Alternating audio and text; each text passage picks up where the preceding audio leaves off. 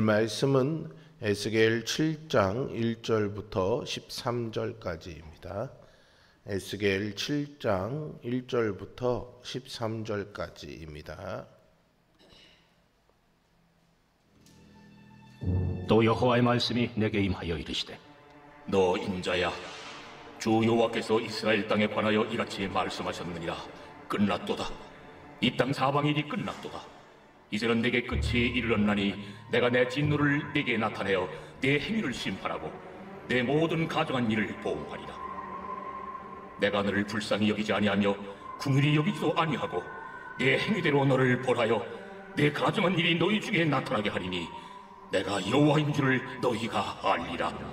재앙이로다. 비상한 재앙이로다. 볼지어다. 그것이 왔도다. 끝이 왔도다. 끝이 왔도다. 끝이 너에게 왔도다. 볼지어다. 그것이 왔도다. 이 땅 주민아, 정한 재앙이 내게 임하도다. 때가 이르렀고 날이 가까웠으니 요란한 날이요, 산에서 즐거이 부르는 날이 아니로다. 이제 내가 속히 분을 내게 쏟고 내 진노를 내게 이루어서 내 행위대로 너를 심판하여 내 모든 가정한 일을 내게 보응하되, 내가 너를 불쌍히 여기지 아니하며 긍휼히 여기지도 아니하고 내 행위대로 너를 벌하여 너의 가정한 일이 너희 중에 나타나게 하리니 나 여호와가 때리는 이임을 내가 알리라. 볼지어다. 그날이로다. 볼지어다. 임박하도다. 정한 재앙이 이르렀으니 몽둥이가 꽃이 피며 교만이 싹이 났도다. 포악이 일어나서 죄악의 몽둥이가 되었은즉 그들도 그 무리도 그 재물도 하나도 남지 아니하며 그 중에 아름다운 것도 없어지리로다. 때가 이르렀고 날이 가까웠으니 사는 자도 기뻐하지 말고 파는 자도 근심하지 말 것은 진노가 그 모든 무리에게 힘함이로다. 파는 자가 살아있다 할지라도 다시 돌아가서 그 판 것을 얻지 못하리니 이는 묵시가 그 모든 무리에게 돌아오지 아니하고 사람이 그 죄악으로 말미암아 자기의 목숨을 유지할 수 없으리라 하였음이로다. 아멘. 톨스토이의 단편소설 사람에게는 땅이 얼마나 필요한가라는 것에 파홈이라는 농부가 등장합니다. 이 농부는 땅만 많으면 악마도 두렵지 않다라고 호언장담합니다. 악마는 그래서 그에게 넓은 땅을 얻을 기회를 주는데요. 파홈은 그 유혹에 넘어가 정신없이 땅을 사 모으지만 결국에는 그 때문에 과로로 세상을 떠나게 됩니다. 무덤으로 쓰인 2평에 불과합니다. 죽은 사람에게 땅이 아무런 소용이 없다면 멸망한 민족에게는 어떻겠습니까? 임박한 심판으로 모든 것이 끝나게 되는 예루살렘의 모습을 보면 알 수 있습니다. 이제 하나님은 예루살렘에 심판이 임박했음을 선포하십니다. 백성의 죄악이 하나님 앞에 쌓였고 그 대가를 치를 수밖에 없는 시점에 이르렀습니다. 죄악의 결과는 참담할 것입니다.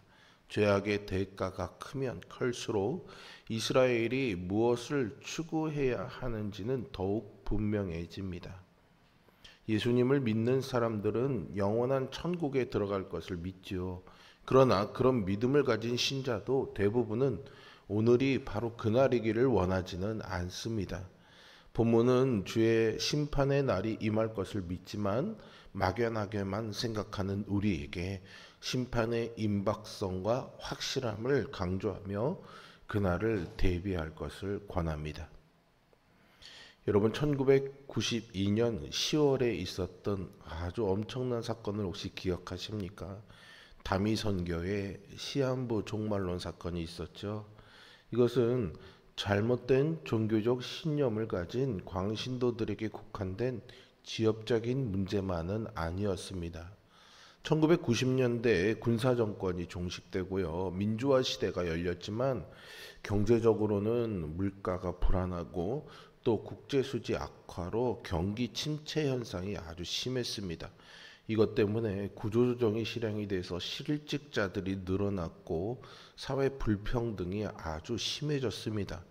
이런 각박한 현실을 버거워하던 사람들에게 시한부 종말론은 마치 구원론처럼 들리며 들불처럼 번졌던 것입니다. 반기독교 사상이 팽배한 요즘 사회에서 시한부 종말론은 철진한 유행어처럼 들릴 수도 있습니다.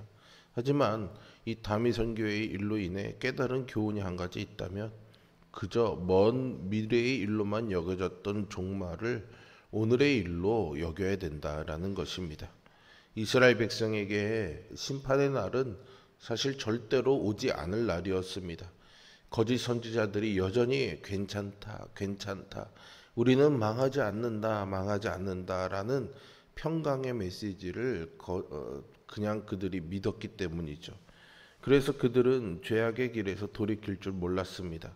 그러나 돌아오라는 주님의 음성에 귀를 닫고 있는 사이에 끝이 찾아왔던 것이죠. 에스겔이 선지자로 부름받은 해가 BC 593년이었고요.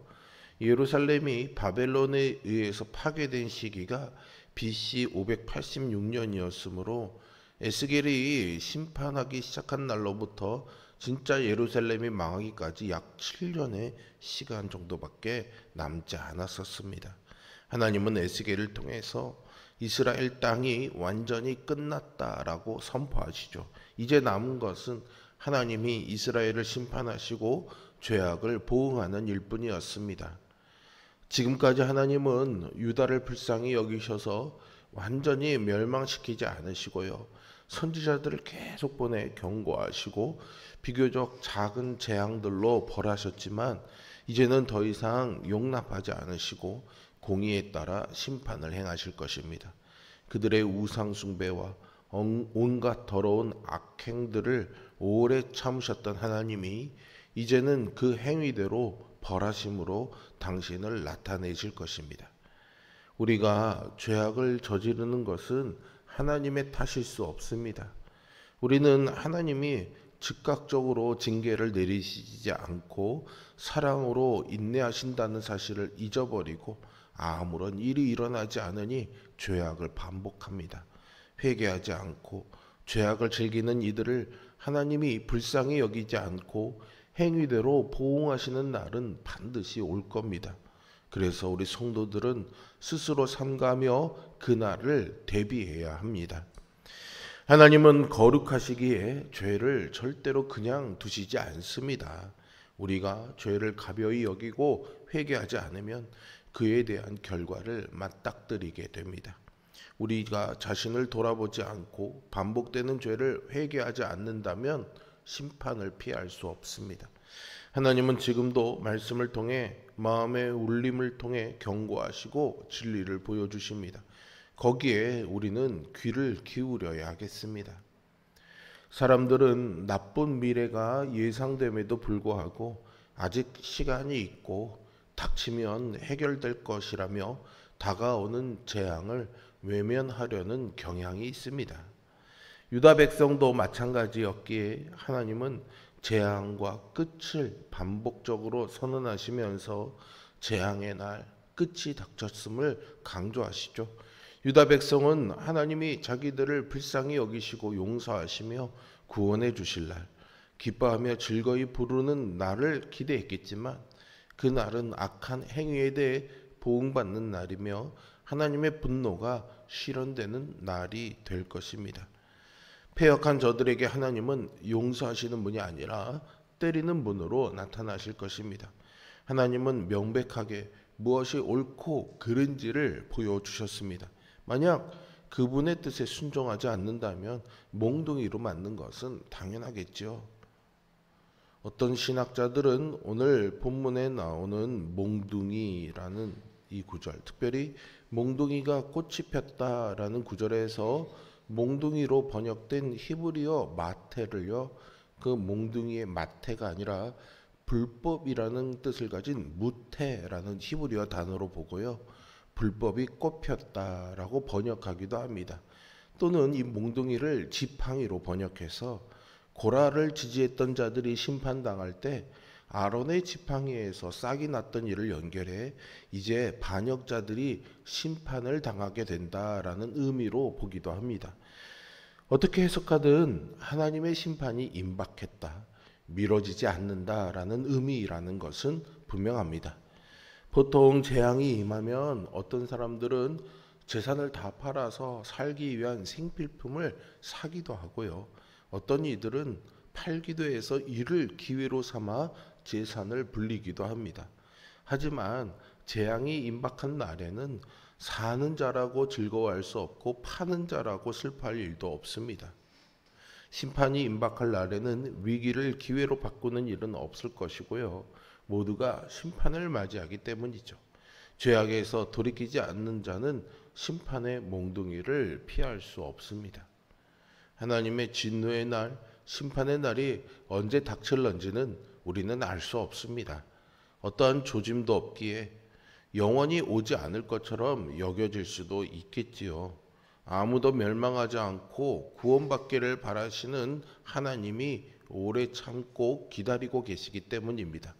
드러나고 인내의 시간이 끝나면 그날이 도둑같이 임할 것입니다. 사람은 세상에서 태어난 그 순간부터는 죽음을 향해서 달려가지만 그 마지막 날을 알지 못하기 때문에 살아간다고 말합니다. 이처럼 주님의 임박한 심판의 날은 정해져 있고 그 날이 다가오고 있지만 볼지어다 볼지어다 반복해서 경고하는 소리를 듣지 못하는 이들이 있습니다. 그러나 정한 그날에 일어날 바벨론의 예루살렘 침공은 너무도 잔혹하여 이스라엘을 완전히 파멸시킬 것입니다. 요한계시록의 두아디라 교회는요, 사랑과 믿음, 섬김과 인내가 가득한 영적으로 성숙한 교회였습니다. 그러나 안타깝게도 그들 안에 있는 거짓 선지자들을 받아들이고 그 가르침을 따랐지요. 주님은 그들에게 회개할 기회를 주셨지만 그들은 회개하지 않았습니다. 오래 참고 기다리시는 주님은 우리에게도 회개하고 돌이킬 기회를 주십니다. 지금 우리의 일상은 그냥 무의미하게 흘려보낼 시간이 아닙니다. 뉘우치고 돌이킬 시간이어야 합니다. 성도는 주님이 긍휼을 거두실 시간이 이르기 전에 얼른 회개함으로 순결하고 거룩한 주의 신부로 살아가야 합니다. 연말이 다가오면 대부분 벌써 한 해가 다 갔네 라면서 세월이 화살처럼 빠르게 지나감을 느낍니다. 주님의 최후의 심판의 날은 우리가 죽은 다음에 임하는 날이 아닙니다. 죄악을 즐기며 교만하여 회개할 기회를 놓쳐서는 안 되겠습니다. 오늘이 주의 날일 수 있다는 종말론적인 삶을 살면서 기름을 준비한 슬기로운 처녀처럼 주님의 오심을 준비하는 우리 모두가 되기를 소망합니다. 하나님이 반드시 임할 심판을 선포하신 것은 죄에서 돌이켜 당신께로 돌아오라고 부르시는 것이죠. 죄에서 돌이켜 하나님께 돌아가는 과정이 고통스러울 수 있습니다. 하지만 그 과정을 선택하지 않으면 영원한 파멸 외에는 어떤 선택지도 없습니다. 심판의 시간은 계속 다가오는데 회개하지 않고 주저하는 어리석고 연약한 모습에서 벗어나야 합니다. 말씀 앞에 서서 자기를 돌아보고 철저히 회개해야 합니다. 유다 백성은 하나님의 특별한 은혜를 입었음에도 불구하고 재물과 번영의 마음을 빼앗겨 우상 숭배하며 온갖 가증한 죄를 저질렀습니다. 결국 심판을 피할 수 없었고 그들이 좋아하던 것들이 모두 쓸모없게 되었지요. 세월이 지나 우리가 각자의 죽음을 맞이하게 된다면 그때 하나님 앞에 무엇을 보여드릴 수 있을까요? 우리 모두가 오늘 이 말씀에 깨어 오늘을 마지막 날처럼 여기며 살아가는 종말론적인 신앙으로 하늘에 재물을 쌓아가는 복된 자들이 될 수 있기를 주님의 이름으로 축원드립니다. 기도하겠습니다. 선하시며 자비로우신 아버지 하나님, 오늘도 우리에게 주 앞에 돌이켜 살아갈 기회를 허락하시니 감사와 찬양을 올려드립니다.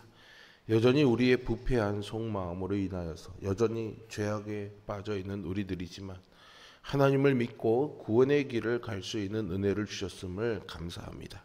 우리가 기다리시고 인내하시며 돌아오기를 바라시는 하나님의 은혜를 외면한 채로 하나님을 믿는다 말하면서 우리의 죄악에도 불구하고 여전히 평안하다는 거짓 가르침에 속아 넘어가 오늘을 아무렇지도 않게 살아가는 어리석은 자가 되지 말게 하여 주시고, 언제 임할런지 모르는 주님의 그 마지막 심판의 때를 기억하며 오늘을 그날처럼 살아가며 하나님 앞에서 살아가기 위해 몸부림치며 살아가게 하여 주시고, 그런 우리를 도우시고 지키시는 하나님의 은총을 누리는 귀한 역사를 경험하게 하여 주시옵소서. 신실하신 하나님이 주께로 얼굴을 드는 우리들을 붙잡아 주실 줄로 믿으며 예수 그리스도의 이름으로 기도합니다. 아멘.